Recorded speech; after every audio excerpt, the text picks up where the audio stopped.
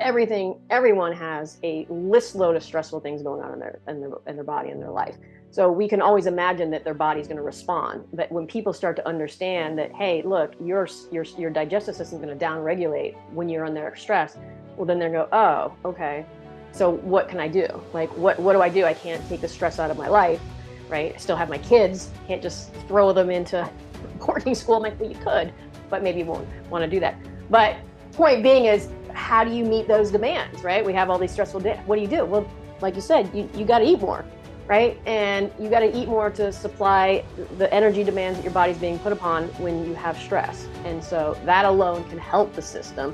The question is, if the digestion is compromised, what foods should those be, right? If the foods are super hard to break down and it takes a lot more work and energy to get and extract fuel and energy from them, then you want to basically pick those foods that are going to be a lot easier on your system.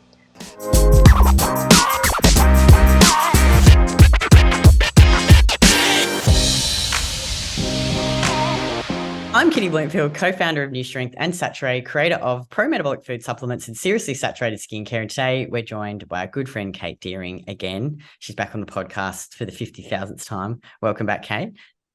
Always a pleasure to be here. Kate's the As author. always. For people who don't know, author of How to Heal Your Metabolism. Follow her on Instagram, buy her book. It's awesome. She's writing another book, which is great. Can't wait for that to come out. And today we're going to talk about digestion. All things digestion, because Kate was saying she's got a chapter, 3 chapters, is it, or 1 chapter?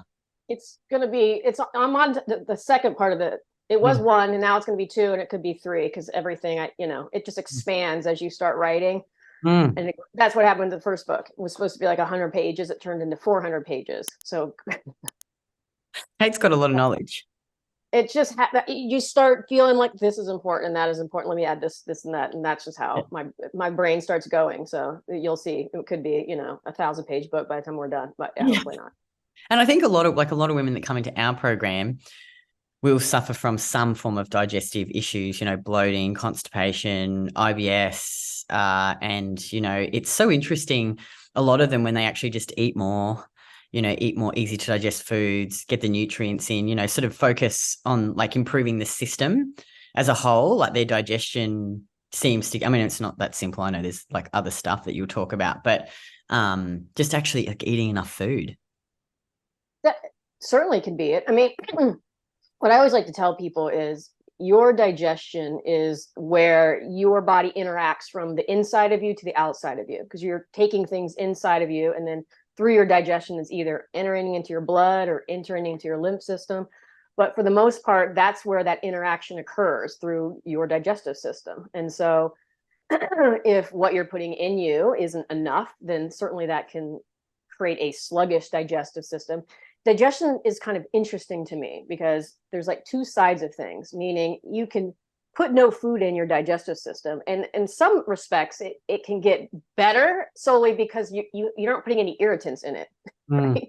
We definitely know when we remove a lot of irritants, and you can just do that by not eating, that some people feel better. And because we know how that when your digestive system is irritated, how many negative things can happen from that. So, but long term, the not putting anything into you is going to create more distress, because obviously now your digestive system isn't going to get any fuel to run. But again, if you're not putting anything into it, it doesn't really have to work very much because there's nothing in there.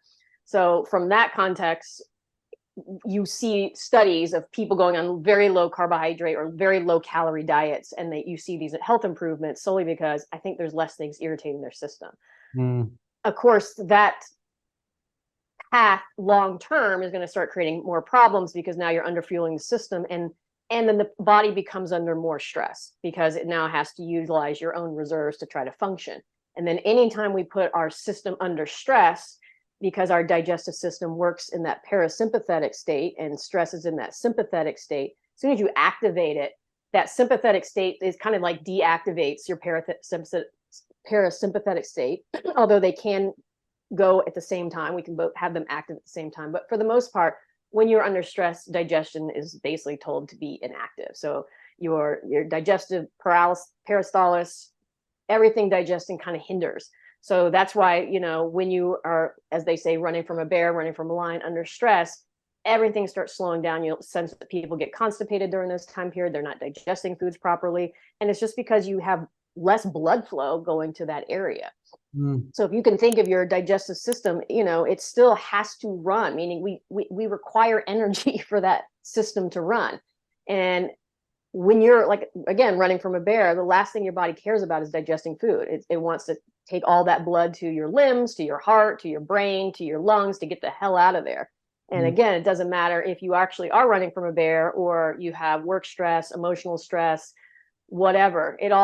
Your biology will still respond the exact same way. And so, and I know when you talk to people, I know when I talk to people in today's world, everyone has a list load of stressful things going on in their body and their life. So we can always imagine that their body's going to respond. But when people start to understand that, hey, look, your digestive system is going to downregulate when you're under stress, well, then they're go, oh, okay. So what can I do? Like, what do I do? I can't take the stress out of my life, right? I still have my kids. Can't just throw them into boarding school. I'm like, well, you could, but maybe you won't want to do that. But point being is, how do you meet those demands, right? We have all these stressful days. What do you do? Well, like you said, you got to eat more, right? And you got to eat more to supply the energy demands that your body's being put upon when you have stress. And so that alone can help the system. The question is, if the digestion is compromised, what foods should those be, right? If the foods are super hard to break down and it takes a lot more work and energy to get and extract fuel and energy from them, then you want to basically pick those foods that are going to be a lot easier on your system so that your digestive system may not have to work as hard to get what it needs from your food. Makes sense. So do you want to talk about endotoxin? I do. Yeah. Right now? Sure. Yeah, right. Well, kind of like, go back, right? So let's just say that your system gets backed up, and what they always say is you have backed up system or eating foods that are hard to digest. The bacteria within your colon, right? You've heard of the microbiome, and basically that lives in your colon or your large intestine or the latter part of your digestive system. So 90% of your microbiome is located there. And that's fine. It's billions and trillions of microbes in that area. And that's there to help basically for you to process and digest food. However, if you start eating foods that are really hard to digest and they get into this system, then it basically feeds that bacteria probably more than it should. And the bacteria can grow, they actually can get into your small intestine, and they're getting in areas that they shouldn't. And these same bacteria, and they also called LPS or lipopolysaccharides, those are the gram-negative bacteria, and they can actually produce their own internal toxins. And when those bacteria die, those toxins get released into your blood system, or first into your digestive system. And if you are stressed and your GI is more permeable, then they'll get released into your blood systems. And these endotoxins can do a lot of damage into your system. And one thing they do is they just hinder cellular respiration. So they're basically just going to hinder your body's ability to change the energy that you're getting from food into energy for itself. So they're going to block that respiration, right? So they are one of the main things that actually can create a sluggish or slow metabolism when somebody is not eating the right foods or under eating or has some level of GI issues, and these toxins are being produced. And we see that in like every disease, right? In obesity and diabetes and chronic diseases and degenerative diseases, that people have a higher amount of endotoxins in there. And like I said, they're just poisoning the system.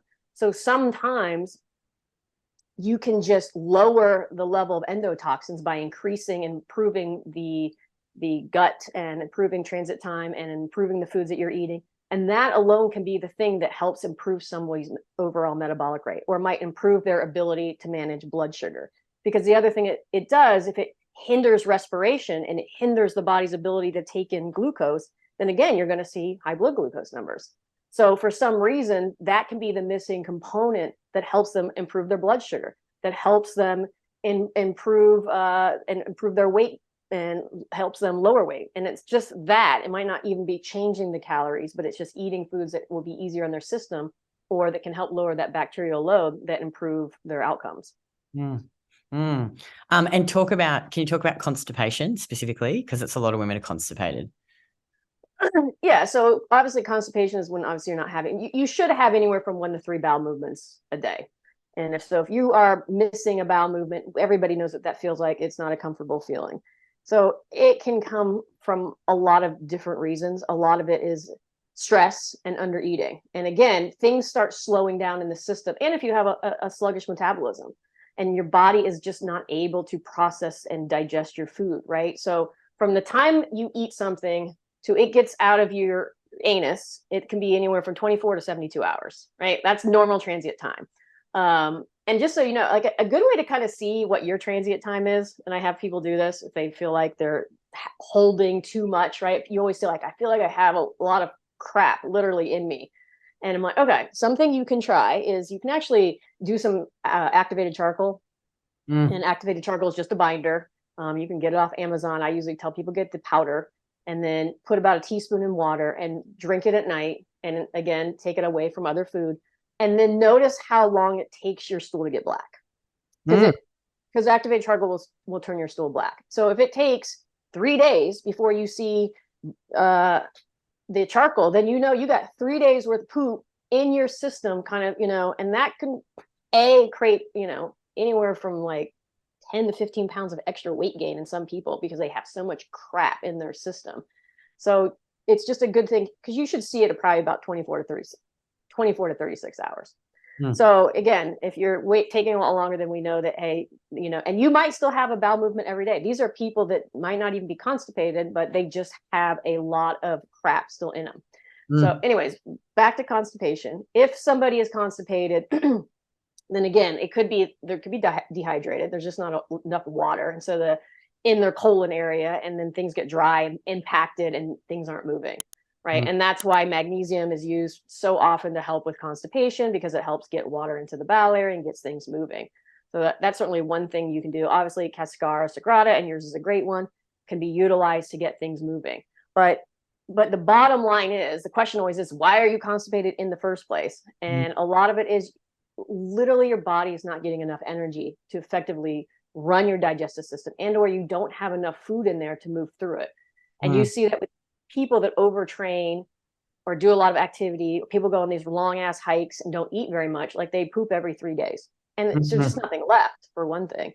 But there's just not enough there. You need to give them more energy, right? And again, having those easier to digest foods so your body can extract the energy easier and the nutrition easier will help that system. And everyone's like, you just need more fiber or more hard to all these other things to create bulk.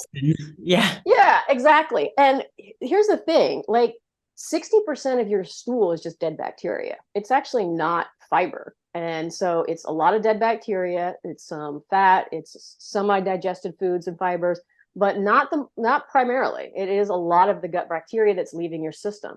And when you understand that you probably have something like, I don't know, 400 trillion gut microbials in your GI tract, then you can see that, well, yeah, then some has to leave, and they do through your stool. But it isn't. I'm not saying that fiber is necessarily bad. I don't want to say that, but it certainly can create a sluggish process in a system that isn't able to digest food. And if we can think of it, fiber, if you just hammer exactly right, and everybody is different. Some people can handle a decent amount of fiber, and it does create bulk in your stool, and that works for them. But if somebody that's really constipated and they have a sluggish system and they're stressed, eating a lot of extra fiber just seems to compact them more and create more distress. And then they're overly taking all these supplements or things to help them go to the bathroom.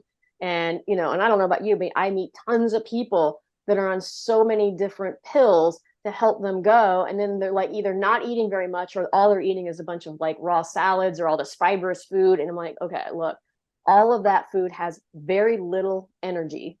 You can't extract much from it. And it takes a ton of energy to extract anything from it, because it's all the energy in the nutrients in these foods are bound in cellulose. And so our body has a harder time to break that down.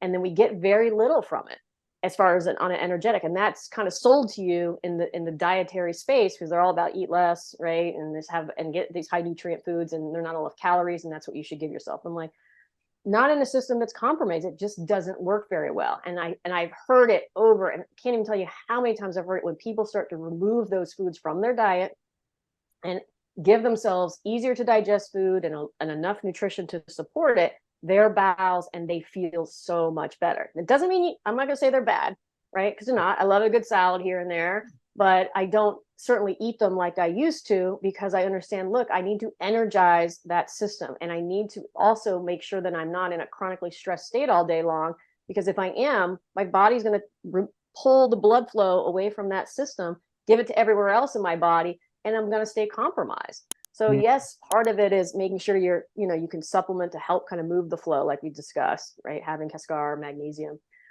But the other part is making sure that system stays energized and giving yourself the fuel to support it moving. Yeah, I think like when people are saying, like, it's not the case saying don't eat salads. It's just that, like, women are saying, women, like, this is my old diet, right? So I'd get up in the morning, drink the black coffee, train fasted, then I'd have a protein shake with oats, and some blueberries, and then I'd eat like cans of tuna with flaxseed oil and heaps of raw green vegetables, and then I'd be eating the nut butters, and then for lunch it'd be big ass green salad, very little carbs, chicken, afternoon tea, boiled eggs, green vegetables again, more green vegetables at dinner. So I think, like now it's always I'm eating enough carbs. So I might have like a steak, some potatoes, and I'll have a nice Greek salad on the side. So just making sure that you've got adequate carbohydrates and protein. And it's more like it's a side, it's a complementary dish to the mains. It's not the main part of the dish.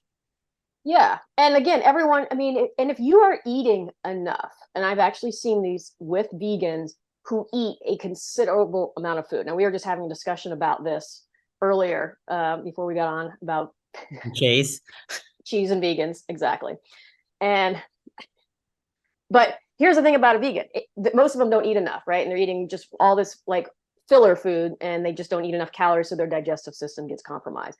But ones that are really eating enough, and probably a lot of the cooked foods and well-prepared foods, it can work for their systems. But what I find is that people, as long as you are energizing and getting enough fuel, and you can add these other harder to digest foods into your diet, and it doesn't really have the negative consequences if you are just under fueling your system. But like you, most of the people I see are people that have been on the diet roller coaster and are trying to do these approaches because they're low calorie, and they're starting to get compromised and having other problems, and are just finding that even when they're eating these dietary approaches, their systems, or they can't even lose weight anyway. And it could be because at this point in time, their digestive system might be more permeable, right? Might be more leaky. And look, we know that you can get leaky gut just by doing a workout that's too hard for your system, right? We know there's lots of studies and data showing even a workout past an hour that's super intense can create a leaky gut. So if you don't have things moving through your system and your gut now gets more permeable, well, more endotoxins going to get into your blood system. And that alone is going to hinder your body's ability to produce energy. Or get that energy into your cells. So that might just lead to you can't get the energy in the cells. Where's it going? Well, you're going to most likely store it. And so we start to see these people can gain weight with not even eating a considerable amount of calories if they have this high permeable GI system and produce a lot of endotoxin. So I always say, if people that I work with, you're doing a lot of things right, but all of a sudden they still have some GI distress and they can't lose weight, then it's like, okay, we need to make sure our digestive system is running optimally at this point, right? So we might at that point in time reduce things even like starch, even good starches like potatoes, solely because they can be more irritating to the gut lining. And Dr. Ray Peat, he always made this statement that starch was more fattening than fruit. And a lot of people just don't understand that, because they're like, what's calories? It's carbs. It all breaks down to glucose. How can it be more fattening? And I'm like, well, it can, because of the mechanism that starch can actually create more of a bacterial overload, which can create more endotoxin. And if the endotoxin gets into the blood, that can hinder the ability to be able to use it as energy. And that's where it will be more fattening, just because it can create more GI distress. If your digestive system is running optimally and starch works great for you, then go for it. I mean, potatoes are a great food. But for a lot of people that are having a hard time losing weight, sometimes replacing their starchy foods for carbohydrates and not changing calories at all will help them lose weight solely for the fact that they're reducing the endotoxin load. And we can see that in the keto world, in the carnivore world, because they are really eliminating all of these foods. And so they improve their body's ability to utilize glucose. A lot of their metabolic markers improve, a lot of their issues improve, a lot of their autoimmune issues, and that's all true in that space. And the question is, why is that? You know, one argument was like, well, they removed the poisonous carbohydrates, and that's why. And I'm like, no, I don't think that's, because we certainly know that people need a very high carbohydrate diet and not have those problems. But we know that if someone has a high level of gut permeability, has a stress colon, and you have a lot of leakiness, that alone can create all of those issues. So by removing anything that's irritating to the GI lining can certainly improve someone's health. But long term, that approach is going to have other negative consequences, right? So it's always interesting to look at research, because you can see things arguing both ways, and a lot of the differences, well, how long is that study? So the short-term ones, you know, will show how well and good fasting works for people, because yeah, a lot of it is they were removing some of these irritants, so all of these things improve for these people. But if they keep going longer term, and if the body's already compromised, that approach might have a different effect, right? So usually if you start looking at the research that goes much longer, there's not a lot of it, because we just don't have the funds to do long-term nutritional research. But they always start to see that either it becomes less affected, or it starts to have negative consequences. So, you know, go ahead. Oh, what about IBS? Irritable bowel syndrome. Well, anything, kind of all of that will go under. Like, you know, there's irritable bowel diseases like Crohn's and colitis, and that's going to be a whole different mechanism, because that becomes like a whole autoimmune issue. And certainly those can be improved by just cleaning the gut out. I have seen people who take either a really good probiotic, actually improve all their levels of some of these autoimmune issues, solely because it's lowering the endotoxin load. So those people will have a much higher propensity to it, and they maybe also have a thyroid issue. But in my opinion, those approaches can all be improved by cleaning the gut and keeping it clean, because it will allow it to repair. And again, you have to think that your digestive system heals best in that rest and digest, which means you need to be rested, right? And nobody knows how to do that anymore. And that's why we have some of these really alternate approaches to health. And one I love, and I actually just did an 8-day milk cleanse, where you just do a mono diet and have milk. Yeah, wow. Yeah. So I remember you were telling us you were going to do it. I was like, so tell us how it went. Yeah.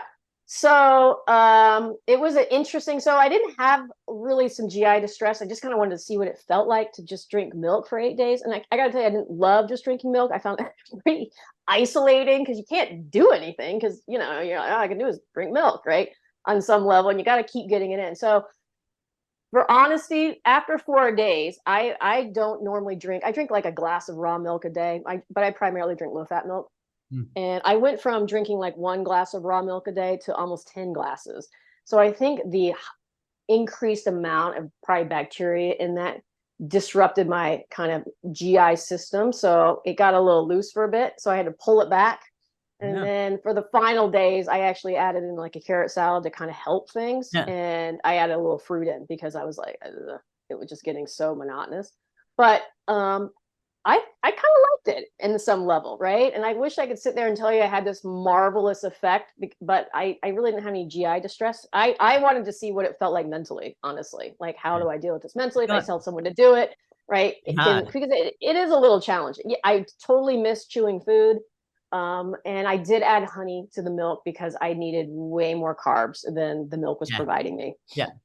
And so, you know, whether that changed, I mean, I know other people have taken it and they've seen kind of like parasites leave their system. Hey, Ash and Sarah did it, remember? When they they've both done it. Yep. And Jodelle from Jodelle Fit has done it a couple times. And so it's kind of like, okay. Yeah. And I think, Sarah's done it a few times. So, and you know, they do it for different reasons. What's that? Interesting experiment. Good to do. It was an interesting experiment, right? But what we found, though, in some of these, there's a whole book called The Milk Cure, and they do it for 30 days. He healed tuberculosis, diabetes, like all sorts of crazy stuff. And I think the main reason he did it is because he put these people on bed rest. So although he gave them tons of nutrients, right? All of it was being used, right? Because milk is pretty easy to digest as long as you can break it down. When the person was under rest, basically all the nutrition and energy was being used to kind of heal their system, right? Mm. And so when you're not in that rested state, right, and specifically your digestive system, it's always like inactivated, right? Stress like inactivates that system. So, because our culture is like, well, we'll just eat a lot of fiber and start creating bulk and pushing that down, and that's the answer. And it is partially the answer, but if the digestive system is well fueled and we allow enough rest to allow it to operate properly, then we probably wouldn't have to do that. And we can see that in cultures that don't eat a lot of this fibrous stuff. But what we see in those cultures is their meals take 2 hours and they sit and it's an enjoyable event, and they're right. And that culture would have a good GI function. But the American culture and a lot of other cultures of today, people are like running out the door, eating in their car, walking somewhere. And, that's just what we've become. So I'm like, we're actually becoming activated and trying to digest food and wondering why we have all these GI problems. Makes sense. Can you talk about Periactin or No. cyproheptadine, as people would call it? I don't know if you. Oh, the cyproheptadine. Yeah, we call it Periactin. Oh, yeah. It's like, so it's an antihistamine. So in your stomach lining, you have lots of cells, and I can't remember what. So you have the parietal cells that produce the hydrochloric acid. They also produce the intrinsic factor, which helps absorb vitamin B12. And then I believe you either have the gastrin, and I'm not going to remember, but those are connected to like antihistamine. They produce histamine. And so cyproheptadine or any antihistamine is going to respond or react to those cells and I think inhibit the histamine from being produced.